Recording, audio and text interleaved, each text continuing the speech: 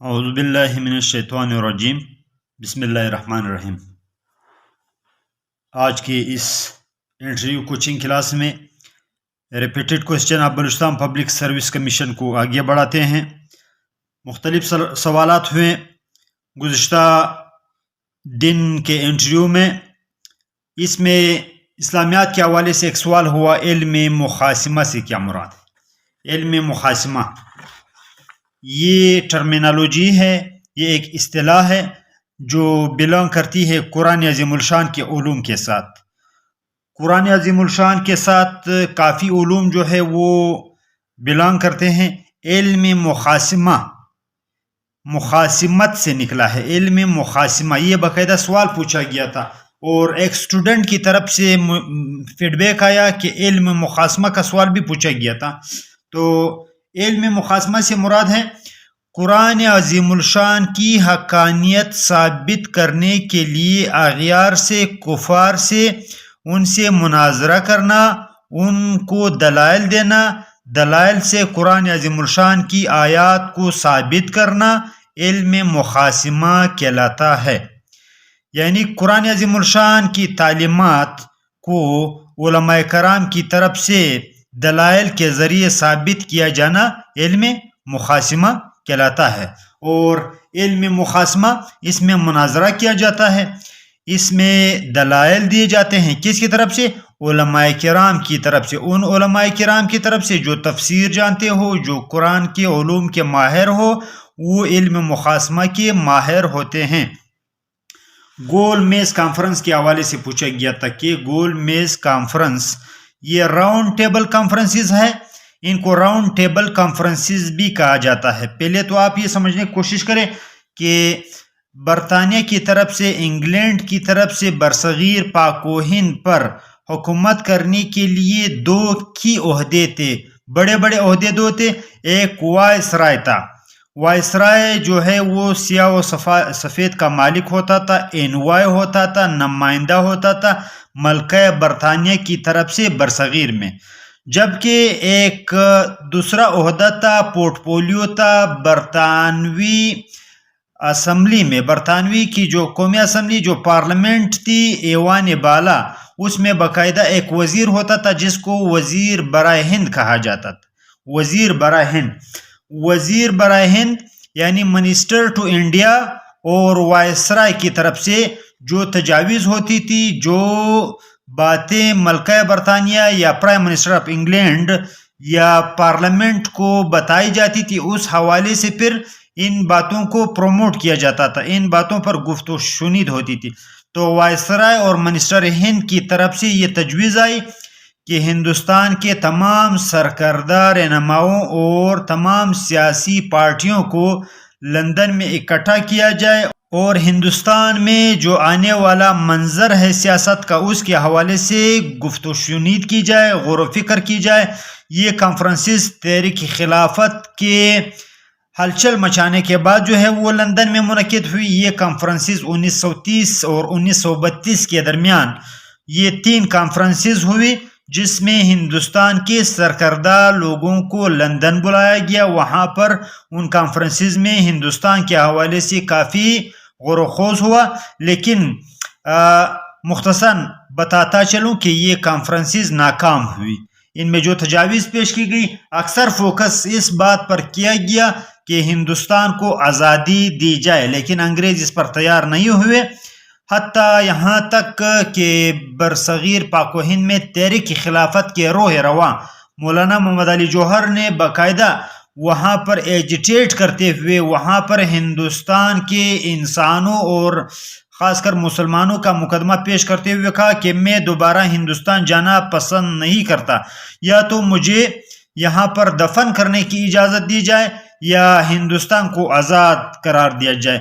تو مولانا محمد علی جوہر وہاں پر فوت ہوئے لندن میں، اور ان کو ایک آزاد سرزمین یعنی فلسطین، اس وقت چونکہ آزاد ملک تھا، وہاں پر ان کو دفن کیا گیا۔ یہ گول میز کانفرنسز کی جو ہے وہ ہسٹری تھی۔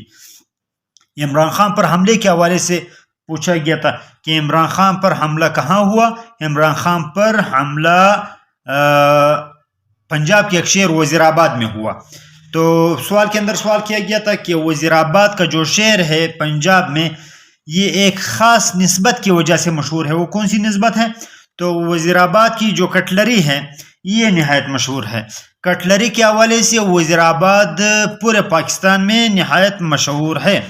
Subsidy, what do you know about subsidy? حکومت وقت کی طرف سے عوام کے لیے مختلف اشیاء خوردونوش اور دیگر اشیاء ضروریات پر جو رعایت دی جاتی ہے، جو نرمی کی جاتی ہے، اس کو انگریزی میں سبسڈی کہا جاتا ہے. یعنی آسان الفاظ میں بتاتا چلوں کہ گھی، چینی وغیرہ اگر اس کا ریٹ 100 روپے ہے تو حکومت خرید کر کے 90 روپے پر وہ عوام کو فراہم کرتی ہے. یہ 10 روپے جو ہے وہ سبسڈی کہلاتے ہیں. خطبہ حجۃ الوداع کے حوالے سے سوال ہوا تھا کہ حجۃ الوداع کے موقع پر حضور صلی اللہ علیہ وسلم نے جو خطبہ دیا اس کو انگریزی میں کیا کہا جاتا ہے؟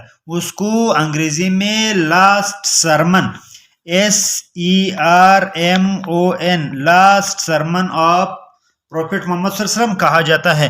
خطبہ حجۃ الوداع کے حوالے سے سوال کے اندر سوال ہوا تھا کہ اس موقع پر حضور صلی اللہ علیہ وسلم نے صحابہ کرام سے خطاب کیا.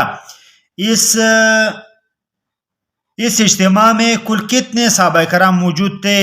اس اجتماع میں اسلامی تاریخ کے مختلف کتابوں کو کنگال ڈالنے کے بعد یہ پتہ چلتا ہے کہ 1,40,000 تا 1,50,000 افراد موجود تھے.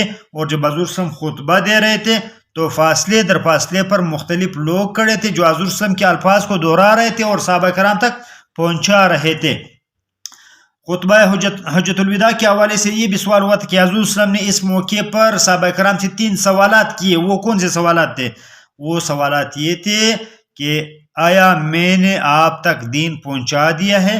تو صحابہ کرام نے یک آواز ہو کر کہا یا رسول اللہ صلی اللہ علیہ وسلم دین پہنچانے کا حق ادا کر دیا. 3 مرتبہ حضور صلی اللہ علیہ وسلم نے یہ سوال کیا.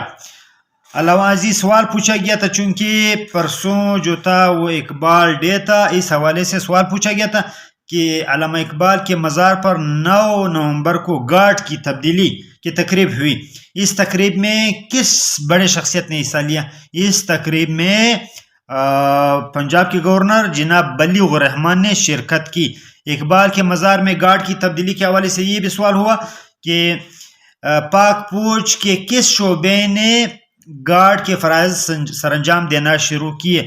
مختلف قومی تعطیلات کے مواقع کے موقع پر علامہ محمد اقبال اور قائد اعظم محمد الجناح کے مزار پر جو گارڈ تعینات ہوتے ہیں، پاکستان کے مختلف فورسز کے جوان جو ہے وہ ڈیوٹی دیتے ہیں اور یہ ڈیوٹی تقریباً 4 ماہ یا 6 ماہ پر محیط ہوتی ہے.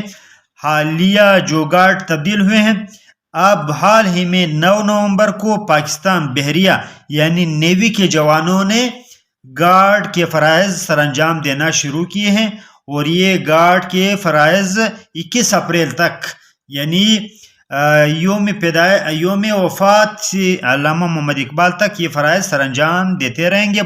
پھر گارڈ تبدیل ہوگا یا پاکستان ایئر فورس یا جو بری افواج کے جوان ہیں وہ پھر اس کو سنبھال لیں گے. کرتارپور راہداری کے حوالے سے سوال ہوا تھا کہ کرتارپور راہداری یا کرتارپور کوریڈور کیا ہے؟ یہ ایک آمد و رفت کے حوالے سے ایک محفوظ راستہ دیا گیا ہے. سکھ جو بابا گرو نانک کے مزار پر آتے ہیں، بابا گرو نانک کے یہاں پر جنم بھومی میں یہاں پر شیخو پورہ آتے ہیں تو ان کو پاکستان اور ہندوستان بارڈر پر ایک دروازہ کھولا گیا ہے جس کو کرتارپور راہداری کا نام دیا جاتا ہے. علاقے کا نام چونکہ کرتارپور ہے اس لیے راہداری یعنی راستہ ہے. Jirga system, what do you know about jirga system? Jirga سے کیا مراد ہے؟ جرگا علماء اور سرکردہ افراد کا قوموں کے اکٹھا ہونا اور کسی مسئلے پر فیصلہ کرنا جو ہے وہ جرگا کہلاتا ہے. قدیم زمانوں سے یہ ترتیب چلی آ رہی ہے کہ پٹھانوں، پرشین، افغان اور بلوچوں میں جرگا سسٹم جو ہے وہ نہایت کامیاب رہا ہے اور اس میں اقوام کے سرکردہ افراد مل کر اور سر جوڑ کر بیٹھ کر کسی مسئلے کا حل نکالتے ہیں، اس کو جرگہ سسٹم کہا جاتا ہے۔ اشاریہ اور عددی نظام، میتھمیٹکس کے حوالے سے سوال ہوا تھا، ایک اسٹوڈنٹ جس کا تعلق میتھمیٹکس کے ساتھ تھا، ان سے پوچھا گیا تھا کہ دنیا کو اشاریہ اور عددی نظام کس مسلمان سائنسدان نے دیا؟ محمد موسیٰ الخوارزمی نے دنیا کو اشاریہ اور عددی نظام کا سسٹم دیا اور باقاعدہ دنیا کو بتایا کہ 1 سے لے کر 10 تک کے عدد میں تمام اعداد کو ظاہر کیا جا سکتا ہے۔ سوال کے اندر سوال ہوا تھا کہ الخوارزمی کا تعلق کہاں سے تھا؟ الخوارزمی کا تعلق خوارزم شہر سے تھا، وہ خوارزم میں پیدا ہوئے۔ خوارزم کہاں پر تھا؟ یہ قدیم فارس یعنی ایران میں واقع تھا۔ سوال کے اندر سوال ہوا کہ محمد بن موسیٰ الخوارزمی نے اپنی زندگی کے آخری ایام کہاں گزارے؟ تو انہوں نے ہجرت کی، خوارزم سے نکلے اور آخری ایام بغداد میں گزارے۔ بغداد اس وقت چونکہ اسلامی علم اور ٹیکنالوجی کا مرکز تھا، اس لیے وہ بغداد چلے گئے۔ What do you know about ربا؟ ربا کے حوالے سے آپ کیا جانتے ہیں؟ عربی زبان میں سود کو ربا کہا جاتا ہے۔ پھر سوال کے اندر انہوں نے سوال کیا تھا، غالباً اس کنٹیکسٹ کو دیکھتے ہوئے یہ ربا کا سوال ہوا تھا کہ پاکستان میں کس نظام کو ختم کیا جا رہا ہے؟ پاکستان میں معیشت سے سودی نظام کو ختم کیا جا رہا ہے اور باقاعدہ اس پر پاکستان سپریم کورٹ نے نوٹس لیا ہے اور قومی اسمبلی نے اس بات کو باقاعدہ مد نظر رکھتے ہوئے پاکستان کے معاشی نظام سے سود کو آہستہ آہستہ ختم کرنے کی بات کی ہے اور عربی زبان میں سود کے لیے ربا کا لفظ استعمال کیا جاتا ہے۔ 8th امینڈمنٹ یعنی 8ویں ترمیم، امینڈمنٹ سے مراد ہے ترمیم۔ تو 8ویں ترمیم کے حوالے سے سوال ہوا تھا کہ 8ویں ترمیم 1973 کے آئین میں 8ویں ترمیم کے حوالے سے آپ کیا جانتے ہیں؟ یہ وہ ترمیم ہے، یہ وہ امینڈمنٹ ہے جس میں صدر کو خصوصی اختیارات حاصل تھے، جس کو 58(2)B کہا جاتا ہے۔ ہو سکتا ہے آپ سے یہ سوال 58(2)B کے حوالے سے ہو کہ 58(2)B سے آپ کیا جانتے ہیں؟ یہ 8ویں ترمیم ہے اور وہ شق ہے آئین 1973 کی جس کے تحت صدر اسمبلیاں توڑ سکتا ہے۔ یہ ترمیم کی گئی آئین میں جس کی وجہ سے صدر نے بارہا قومی اور صوبائی اسمبلیوں کو توڑ دیا تھا۔ اس کی واضح مثال جو ہے وہ جنرل محمد ضیاء الحق کا اسمبلیاں توڑنا ہے، محمد خان جنوجو کا، اور اسی طرح غلام اسحاق خان کا بے نظیر اور نواز شریف حکومت کو ختم کرنا ہے۔ اس کو 8th امینڈمنٹ یا 58(2)B کہا جاتا ہے۔ اس کو ایک دوسری ترمیم کے ذریعے اس ترمیم کو اب ختم کر دیا گیا ہے۔ ریکارڈک کے حوالے سے سوال ہوا تھا، بلوچستان کے اہم وسائل میں ریکارڈک جو ہے سونے اور تانبے کے ذخائر ہے کافی بہت بڑے۔ اس حوالے سے سوال ہوا تھا، سوال کس طرح ہوا تھا؟ ٹیکنیکل سوال ہوا تھا کہ پاکستان کو عالمی سطح پر کس حوالے سے ایک بلوچستان کے حوالے سے یہ سوال ہوا تھا کہ عالمی سطح پر بلوچستان کے ایک نہایت وسائل رکھنے والے زمین اور وسائل رکھنے والے ایک مائنز کے حوالے سے جرمانہ کیا گیا تھا۔ وہ جرمانہ کس حوالے سے کیا گیا تھا؟ ریکوڈک یہ تانبے اور سونے کے ذخائر ہیں جس میں ایک کمپنی کے ساتھ انٹرنیشنل سطح پر ڈیل ہوئی تھی، لیکن پاکستان اس ڈیل کے معیار پر پورا نہیں اترا تھا، جس کی وجہ سے انٹرنیشنل کورٹ آف جسٹس میں باقاعدہ ریٹ دائر کی گئی تھی اس کمپنی کی طرف سے اور انٹرنیشنل سطح پر پاکستان کو جرمانہ کیا گیا۔ مجدد الفسانی کے حوالے سے سوال ہوا تھا، سوال کیا ہوا تھا کہ مجدد سے کیا مراد ہے؟ مجدد سے مراد ہے دین کی تجدید کرنے والا۔ دین کی تجدید کرنے والا، کیا تجدید کرنے والا؟ حضور صلی اللہ علیہ وسلم فرماتے ہیں کہ میرے دین یعنی دین اسلام جو ہے ہر 1000 سال بعد وہ ایک مجدد آئے گا جو دین کی تجدید کرے گا، یعنی دین کو واپس اپنی اوریجنل شکل میں لے آئے گا، تو اس کو مجدد کہا جاتا ہے۔ مجدد یعنی رینیو کرنے والا۔ تو رینیول کے حوالے سے یہ پوچھا گیا تھا کہ مجدد الفسانی سے کیا مراد؟ دوسرے ہزاریے کا مجدد۔ حضور صلی اللہ علیہ وسلم فرماتے ہیں ہر 1000 سال بعد ایک شخص آئے گا میرے دین کو اپنے اصل شکل، کیونکہ دین میں لوگ کافی تعریفات کریں گے، دین کا رخ بگاڑ دیں گے، اس کا چہرہ بگاڑ دیں گے، لیکن ایک مرد مجاہد آئے گا جو دین کی دوبارہ تجدید کرے گا. تو دوسرے ہزاریے میں وہ کون آیا؟ مجدد الف ثانی ہندوستان میں آیا، جنہوں نے اکبر کے دین الہی کے خلاف ایجیٹیشن کی. اکبر نے ایک مغلوبہ بنایا ہوا تھا، ہندو سکھ اور مسلمان تعلیمات کو یکجا کر کے دین الہی کا نام دیا تھا. تو مجدد اٹھے اور انہوں نے دین کی تجدید کی، اکبر کی مخالفت کی. اس وجہ سے ان کو مجدد الف ثانی یعنی دوسرے ہزاریے کا مجدد کہا جاتا ہے. اس حوالے سے سوال ہوا تھا مجدد الف ثانی کا اصل نام کیا تھا؟ ان کا اصل نام شیخ احمد تھا. کیا؟ شیخ احمد. اس حوالے سے پوچھا گیا تھا کہ تعلق ہندوستان کے کس علاقے سے تھا؟ ہندوستان کے علاقے سر ہند سے تھا. سر ہند، ہندوستان کے بالکل شمالی سائڈ پر. جب وہاں ہندوستان کی زمین کا آغاز ہوتا ہے تو اس کو سر ہند یعنی ہندوستان کا سٹارٹر پوائنٹ لیا جاتا ہے، اس لیے اس علاقے کو سر ہند کہا جاتا ہے.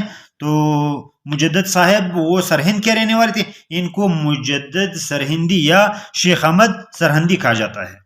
تو جمیل کے حوالے سے سوال ہو کہ ایک عورت حضور وسلم پر روزانہ کچرا پھینکتی تھی اور وہ حضور وسلم کی چچی بھی تھی، یعنی چچا کی بیوی تھی. ان کا کیا نام تھا؟ ان کا نام جمیل تھا. کس کی بیوی تھی؟ سوال ہوتا ابی لہب کی بیوی تھی، ابی لہب.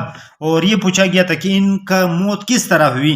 ان کی موت ان کے گلے میں رسی پنسنے کی وجہ سے ہوئی. وہ ایک بار اٹھائے ہوئی تھی لکڑیوں کا، جس کی وجہ سے وہ ستانے لگی اور اس بار کو ایک بڑے پتھر پر رکھا اور ٹھیک لگائی، لیکن وہ سرک گئی. کیا سرک گئی؟ وہ بار سرک گیا، جس کی وجہ سے رسی اس کے گلے میں پیوست ہو گئی اور وہ فوت ہوئی اور وہ مر گئی. اس کا ذکر سورہ لہب میں بھی موجود ہے. حبل من مسد، حبل من مسد یعنی اس عورت کے گلے میں ایک رسی تھی جس کی وجہ سے اس کو اپنے کیے کی سزا ملی.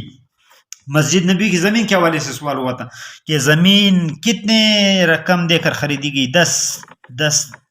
10 درہم. 10 درہم دے کر یہ زمین خریدی گئی. زمین کس سے خریدی گئی؟ 2 یتیم بچوں، سہیل اور سہل.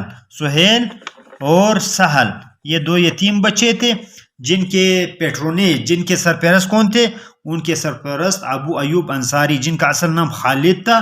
انہوں نے یہ زمین حضور صلی اللہ علیہ وسلم پر بیچی اور اس کی قیمت کس نے ادا کی؟ یہ سوال بھی پوچھا جا سکتا ہے. حضرت صدیق اکبر، حضرت ابو بکر صدیق رضی اللہ تعالیٰ عنہ نے یہ قیمت ادا کی مسجد نبوی کی زمین کی.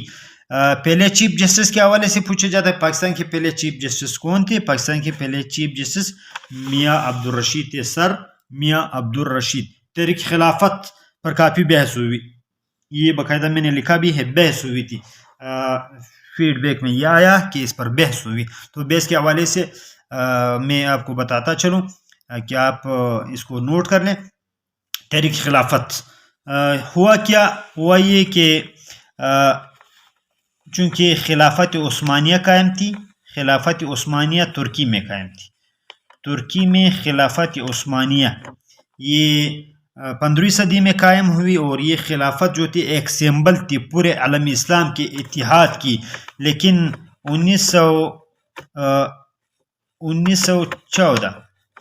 1914 کی عالمی جنگ کے بعد عالمی سطح پر بہت سی چینجز آئی، جس کی وجہ سے تحریک خلافت پہلی عالمی جنگ میں چونکہ ایکسس پاور کو شکست ہوئی اور ترکی بھی ایکسس پاور، ایک الائڈ پاور تھے ایک ایکسس پاور تھے، ایکسس پاور کو شکست ہوئی جس میں جرمنی، ترکی اور روس شامل تھے. ان کو شکست ہوئی جس کی وجہ سے الائڈ پاور جس میں امریکہ، برطانیہ اور دیگر یورپی طاقتیں شامل تھیں، انہوں نے ترکی کو سبق سکھانے کے لیے اس کے حصے بخیرے کرنا شروع کیے، جس کی وجہ سے ہندوستان کے مسلمان وہ نہایت قرب رکھتے تھے، محبت رکھتے تھے خلافت سے، کیونکہ ہندوستان بھی خلافت میں شامل تھا.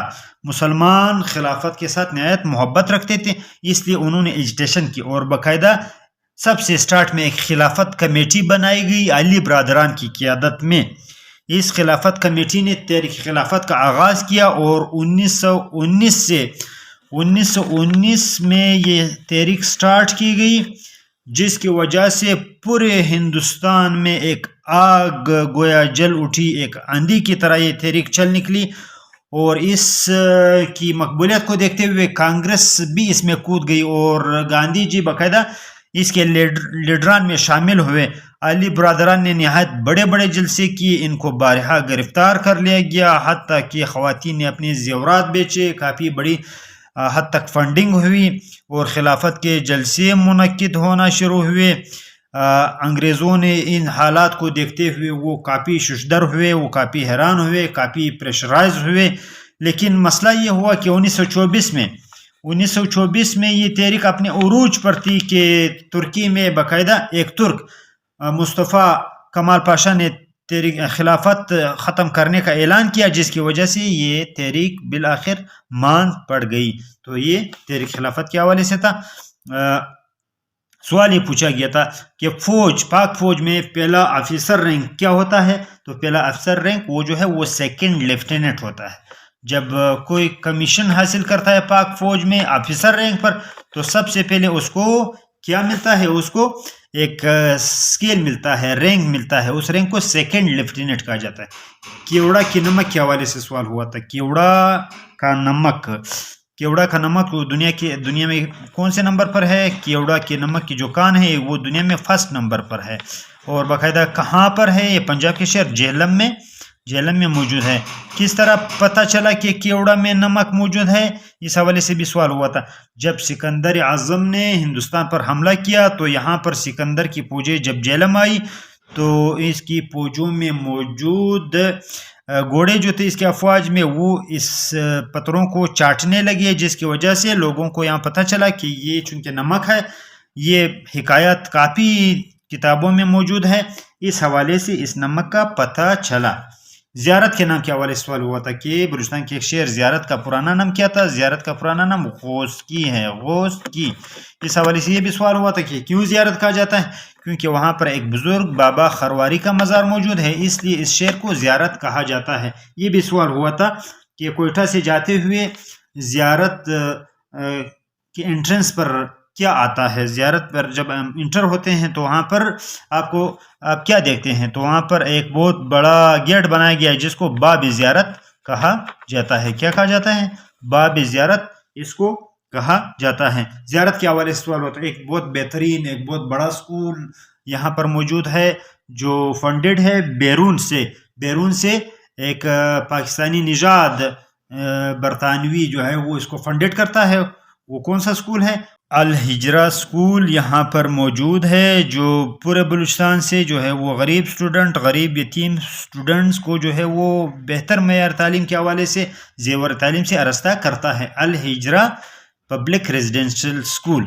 جناح کی تعلیم کے حوالے سے قائد اعظم محمد علی جناح نے قانون کی تعلیم کہاں پر حاصل کی؟ برطانیہ میں ایک ادارہ ہے